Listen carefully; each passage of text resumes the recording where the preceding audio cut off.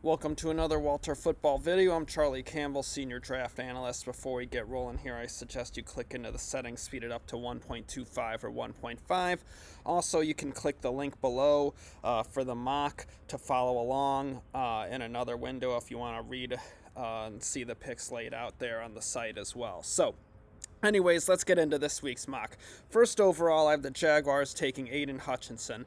Now, Walter Football, I was first to report back in February that the Jags wanted Cam Robinson back. They liked Walker Little. They still have Juwan Taylor. So then they ended up franchising Cam Robinson, bringing him back, and then people started to mock Aiden Hutchinson to the Jags when we had been mocking that to them for pretty much since the beginning of the year. I really did not think they were going to go offensive line. I still don't think that, despite the comments from Doug Peterson. Now, we were also first to report that the Jags have Trayvon Walker as a serious candidate for going number one overall. We reported that a few weeks ago. Then I think a few others reported it, and of course they didn't cite us with it. But at any rate, it's down to Hutchinson and Walker, I believe, from what I've heard from sources. I think Hutchinson has the slight lead because I think they view him as a little bit safer in terms of production. He had a bigger production at Michigan than Walker did at Georgia, had more snaps, was on the field more, had more development that way. They view Hutchinson as not having the upside of Walker. They think Hutchinson could be a solid double or triple, whereas Walker has the potential to be a grand slam. However, with the Jags and their rebuild, they need guys like Hutchinson, just solid guys that are safe. They can't afford to blow this pick. They really, I think, will err on the side of caution and just coming away with a good football player and a good starter and a good edge rusher to go with Josh Allen and really help that defense become a much better unit. So I have the Jags with Hutchinson right now. That can change. I'm going to keep my ear to the ground on that. I've been ahead on everyone on the Jags so far, so I'll try and stay there. Also, just aside from that, we reported 24 hours or so before the rest of the media that Doug Peterson was going to be the head coach. I got that at Senior Bowl. Of course, NFL Network and ESPN didn't credit us, but we reported it first. So anyways, the proof is in the pudding. What I've been reporting on the Jags has been money so far this year. So I'm going to keep on it. Hopefully I'll get good information on that final decision in the final weeks here before the draft. So, second overall, I have the Lions taking Trayvon Walker, defensive end from Georgia. He's a hybrid player. You can play him anywhere on the defensive line. He'd be a great fit in Detroit. They could make him a 3 technique, have him add weight, be a DeForest Buckner type, or they could keep him at end and have him be a Cam Jordan type. But he's got a ton of upside, great skill set. I think he'd be a great fit there for the Lions at 2. Third overall, I have the Texans taking Derek Stingley. Now, the Texans, with their picks, I think if they look at their draft class as a whole, they have big needs at cornerback, edge rush, wide receiver. Now, in those 3 needs, cornerback has the least depth. Edge rusher and wide receiver have way more depth. So they could take a corner at 3, get the best corner in the draft potentially with Stingley or Ahmad Gardner, whoever they believe is the better of the 2. Then they could come back, get a wide receiver or edge rusher at 13, and then fill the other need high in the second round, and they come away with a better draft class. I think if they take a wide receiver or edge rusher at 3, then the corner they're getting later on is a much bigger drop-off from Stingley or Gardner, whereas the receivers and the edge rusher, not a big drop-off. So hence, I have them going with Stingley getting a number 1 corner for that defense for Lovie Smith. Fourth overall, I have the Jets taking Kayvon Thibodeau, edge rusher from Oregon. They could use another edge rusher to go across from Carl Lawson. I think Thibodeau be a really nice fit there in Robert Sala's defense. Fifth overall, I have the Giants taking Evan Neal, right tackle from Alabama. They'd be right tackle for the Giants. with Andrew Thomas on the left side. He played right and left at Alabama, ended up at left at the end there, but I think Neal would be a really nice fit as a right tackle for New York. Give them two bookend guys, really help solve the offensive line problems that have plagued them for years. 6th overall, I have the Panthers taking Kenny Pickett, quarterback from Pitt. The Panthers obviously struck out on Matthew Stafford a year ago, struck out on Deshaun Watson this year, made a bad decision going for the Sam Darnold trade instead of staying pat and taking Justin Fields or Mac Jones a year ago. So at any rate, they're box themselves into a corner. They need a quarterback. Kenny Pickett's the best one in the draft. I think he's the best fit for Ben McAdoo in the system there that he's going to be running in Carolina. Pickett, if he comes in and plays well as a rookie, would save Matt Rule's job, and if he doesn't, then Rule's gonna would get fired anyway with Sam Darnold at quarterback. So I think Pickett in some ways is kind of a Hail Mary last hurrah for Matt Rule at Carolina to save his job and stay in the NFL.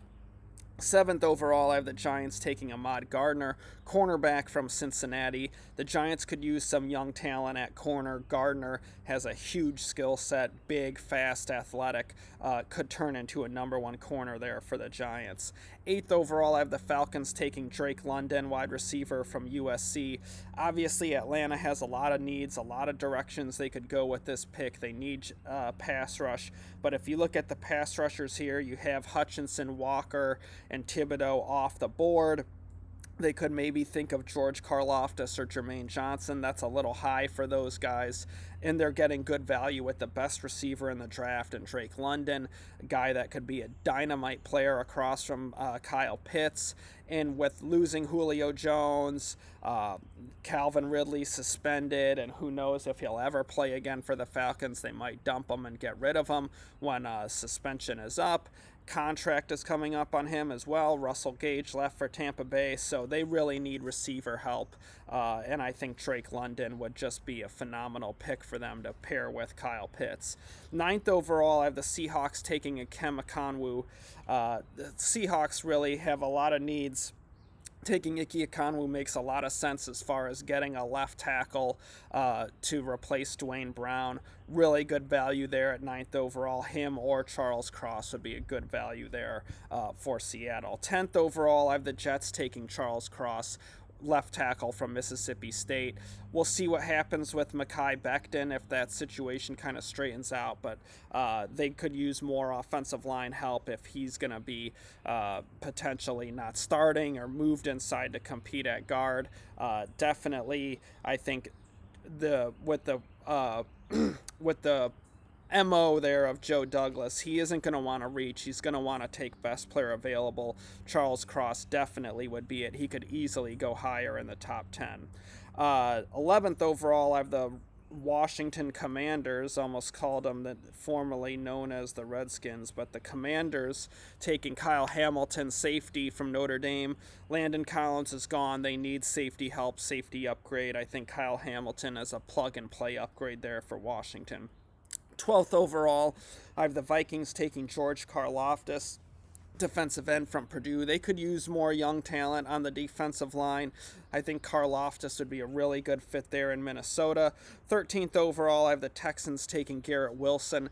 Come back and get that number one receiver for Davis Mills, a playmaker, and Garrett Wilson, a home run hitter, guy that can score on any catch, can uncover quickly, help his young quarterback. I think that'd be a really nice fit there for Houston. 14th overall, I have Baltimore taking Trent McDuffie, cornerback from Washington. They need more cornerback help, obviously, with Jimmy Smith aging out. You have Anthony Averett, who's just okay. Marcus Peters is kind of nearing the end of his time there in Baltimore with his contract situation. So in the short term, McDuffie can be part of a rotation, and then you have a starter, really good starter in the future to pair with Marlon Humphrey. 15th overall, I have the Eagles taking Jermaine Johnson, edge rusher from Florida State. They brought back Derek Barnett, but it was a cheap short-term contract. Brandon Graham is going to be aging out of the league before long. Barnett isn't really proven that he's a legit long-term edge rusher, and here's a guy that can be their kind of lead dog edge rusher to pair with Josh Sweat and Hassan Reddick, rotating in as the kind of rotational player that he is in the league. So I think with these picks, it makes sense for the Eagles to continue to bring and develop young talent on that defensive line. 16th overall, I have Philadelphia taking Kyler Gordon, cornerback from Washington. A little high for Gordon, but I think someone could potentially reach on him and some of the other corners once McDuffie's off the board. It's going to be between Gordon and Daxton Hill and potentially Kaiir Elam, depending on. And that's now you're getting into the players where beauty is in the eye of the beholder. And some teams really like some of these guys, and other teams don't and have them buried on day 2. So it's going to be really interesting to see who the 4th cornerback is and who and where he goes in the draft. But the Eagles could use more cornerback talent across from Darius Slay. 17th overall, I have the Chargers taking Jordan Davis. I think this is a dream come true pick for Los Angeles. They get the big nose tackle to help them stuff the run. Stopping the run was an issue for them last year, and Davis is a master at eating up blocks as well. He's going to help free up Jerry Tillery on the inside. Khalil Mack, Joey Bosa really finishes off that defensive line in an impressive fashion.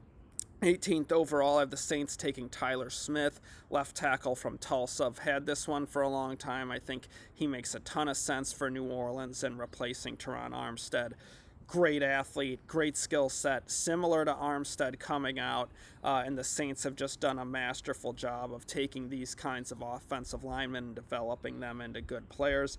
And the Saints have always prioritized, under this regime, prioritized offensive line in the first round. So I think Smith makes a lot of sense there for New Orleans.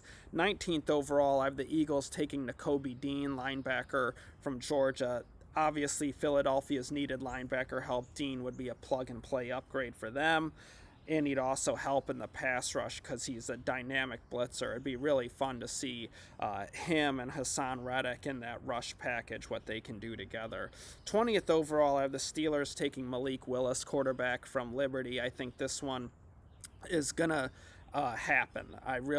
Right now, I really believe that Pittsburgh will go for Willis. And I think in their division, they have to get a playmaker at quarterback. Obviously, Willis is raw. He needs development from a pocket passing standpoint. But in their division, with Deshaun Watson and Lamar Jackson and Joe Burrow, you can't expect to win games with just an average starting quarterback. You're going to need a playmaker. You're going to need a guy that can dominate and be a dynamic force out of that quarterback position. You're not going to beat those teams with Mitch Trubisky as your long-term starter. That's just, I think, a holdover signing to buy them some time to develop a guy like Willis or Kenny Pickett if they were to, say, move up for him or Willis. But I think right now this is the direction they would go. I think that Mike Tomlin loves Willis, and I think that they're going to make some moves to make it happen. I really think this pick is a good fit there for Pittsburgh, and I think this would be a dream-come-true landing spot for Willis as well. 21st overall, I have this Patriots taking Devin Lloyd, linebacker from Utah. They could use some youth at linebacker. Bill Belichick has always prioritized that position in the first round, and I think Devin Lloyd is a great fit in his defense. He's smart, instinctive, big, quick, athletic, can drop into coverage, can rush the passer, really good sack production over the past 2 years, good run defender. I think he just has a Patriot defender written all over him. 22nd overall, I have the Packers taking Chris Olave, wide receiver from Ohio State. This is really good value here for Green Bay, getting a speedster in Olave, a guy that's a home run hitter who can also run routes and uncover quickly. I think he could hit the ground running in the NFL, especially with Aaron Rodgers as his quarterback. 23rd overall, I have the Cardinals taking Trevor Penning, left tackle from Northern Iowa. build up that line to help protect Kyler Murray, give him better protection. I think Penning would be a nice fit there for Arizona. They could put him at right tackle or guard to start out his career, and then eventually potentially move him to left tackle. But just builds up that line and could allow the Cardinals to shuffle guys around and maybe improve that line at a couple of spots. 24th overall, I have the Cowboys taking Tyler Linderbaum, center from Iowa. They could use a center upgrade. Tyler Bayads has the size. They could kick him inside to guard. They lost Connor Williams in free agency.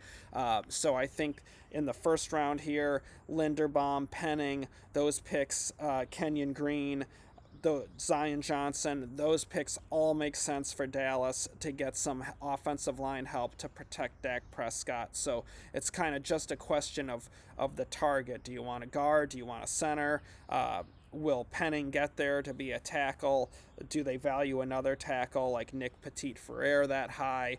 So that's just the question, but I think that offensive line makes the most sense for Dallas. Potentially safety with Lewis Cine, but I think offensive line would probably get the priority first. 25th overall, I have the Bills taking Nick Petit-Frere, build up that offensive line to help protect Josh Allen. They could put him at right tackle, put him at guard, shuffle things around, improve the line at two spots, and potentially have a guy that can move to left tackle if you have an injury to Deion Dawkins. So at any rate, I think that this pick makes sense for the Bills in terms of you got such an investment in Josh Allen. You need return on that investment. You need to give him time. You need to protect him, keep him healthy. So I think Petit-Frere makes sense there for Buffalo. Tennessee, I have taken Kenyon Green, continuing this offensive line run that I can see happening in the 20s. They need more help to protect Ryan Tannehill, open up holes for Derrick Henry. Kenyon Green, plug-and-play upgrade at guard, plug-and-play starter at guard as well. He could be a really nice guard in the NFL.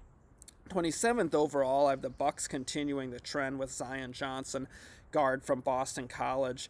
They got to replace Ali Marpet. Were able to keep the center, but lost Kappa at guard, lost Marpet, brought in Shaq Mason. They still need one more center. I think Zion Johnson has plug-and-play starting potential. Could be a really nice fit there for Tampa Bay. Jason Light has really spread his first-round picks around the roster. He has yet to double up first-round pick at a position he already drafted in the first round. That's going to change eventually. There's only so many positions left for him to cover, like guard, running back, safety at this point. But with protecting Tom Brady, everything is riding on that. Opening holes for Leonard Fournette. They need a starting guard. I think they're going to get one here in Zion Johnson or Kenyon Green.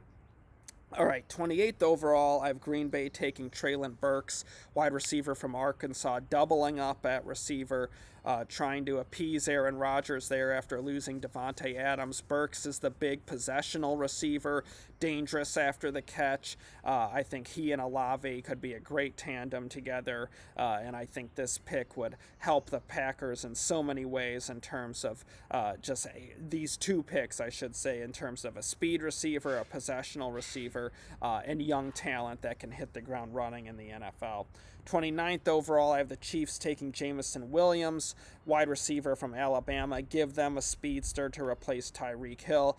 Pat Mahomes is obviously young. They can afford to be patient. They have veterans coming back in the receiver room, so they don't have to rush Jamison Williams on the field. But with his speed, he's just such a natural fit in the Chiefs' offense. Makes a ton of sense. I could see Kansas City really targeting him there late in the first round. 30th overall, I have the Chiefs taking Daxton Hill. They could use more talent in the secondary, and Daxton Hill has real versatility. Some teams think he could end up being a starting outside corner. What he does best is play nickel corner. He played safety at Michigan as well. His nickel corner tape was phenomenal. Safety tape not quite as good, but you can move him around and do a lot of different things to help that secondary in a variety of ways. So I think he makes a lot of sense for the Chiefs in that regard. 31st overall, I have the Bengals taking Andrew Booth, cornerback from Clemson. Give them a corner that can come in and help and compete right away. Booth has a really good skill set and upside, and I think with some development could be a really fine starting corner. 32nd overall, I have the Lions taking Lewis Seen, safety from Georgia. They could use a safety to pair with Tracy Walker. Walker can be the free safety. Seen can be that strong safety, play man coverage on tight ends. It can be an enforcer in the ground game. I think at 32 or 34, Seen would be a really nice pick for the Lions. I think Daxton Hill from Michigan would be another guy to keep an eye on there for Detroit. He would make sense because of the corner safety flex, and they have needs at both positions. So late in the first round, early in the second round, I think Detroit could come away with a good DB value there. All right, let's get to teams that don't have first round picks. That's expanded after all these trades here in the NFL. So first off, we got the Bears with Alec Pierce. I could definitely see the Bears targeting receiver here. This is a good spot in the draft to come away with a good value between Pierce, Christian Watson from North Dakota State. I'm not sure if he makes it to the Bears pick at 39, but George Pickens from Georgia could potentially make it, might not. Jahan Dotson from Penn State. All good options, but Pierce is big and fast. I think he'd be a really nice receiver for Justin Fields. 42nd overall, I have the Colts taking Calvin Austin, wide receiver from Memphis, sorry, brain cramp there, but the Colts need more speed. Obviously, they've seen what a small speed receiver can do in T.Y. Hilton. Austin would be that same kind of guy. He is a game breaker. He'd be dynamite to pair with Michael Pittman. 61st, I have the 49ers taking Roger McCreary, cornerback from Auburn. They could use more cornerback talent. I think McCreary would be a really nice value for them late in the second round as a guy that could come in and compete quickly. He can run the route, really instinctive corner, just a little undersized, which is why I think he could slide to the second round. 64th overall, I have the Broncos taking Bernard Raymond, tackle from Central Michigan. They could use more right tackle help to protect Russell Wilson. I think between Raymond, Falele, Rasheed Walker, they're going to have some Abraham Lucas from Washington State. They're going to have some potential nice tackle options available for Denver late in the second round. All right, third round, I have the Dolphins taking Dameon Pierce, running back from Florida. I think this would be a great pick for Miami with getting a tough runner for Tua, a guy that can really take advantage of teams putting the safeties back to defend Tyreek Hill and Jalen Waddle, and you pound Pierce right at those seven-man boxes, and he could be just a pure road grader for that offense. So I think that would make a lot of sense for Miami in getting a good value and an immediate value out of that third round pick. Now, next up, I got the Rams at 104. I have them taking Myjai Sanders, defensive end from Cincinnati. They could use more pass rush after losing Von Miller. I think Sanders has the ability where he could come in and help in the rush package, rotate him in and keep that rush package going. So I realize I missed the Browns pick. So let me pull up here what I had the Browns doing in the second round. Sorry for the delay, my friends. I have them taking Cameron Thomas, defensive end. They could use more end help. Clowney could be gone in free agency. Even if he comes back with the injuries he's had, would not hurt to have depth and just have rotational guy to keep Clowney and Myles Garrett fresh for 4 quarters. So that's this week's mock. I got tons of scouting reports going up on WalterFootball.com daily. Position rankings updated. Of course, our mocks are getting updated. Walt has the draft rumors and all the going up, constantly being updated along with his mock, of course. So tons of content bringing you home to the draft. Thank you guys so much for watching. Please do the whole like, share, subscribe thing. That helps us out a lot. I appreciate all of you. I hope you're all being safe and everything's going well this spring. Can't wait for the draft. We're getting really close now. It's going to be exciting. We got coaches coming into the process. The April draft meetings are awesome. That is just a great time for me because I'm texting constantly, trying to get information. It's so fun to see the process evolve. All that's going to be on Walter Football. It's going to be in the mock as well. A lot of these picks, I can't say I'm getting information from sources because I have to protect them. I don't want them to get fired for talking to me.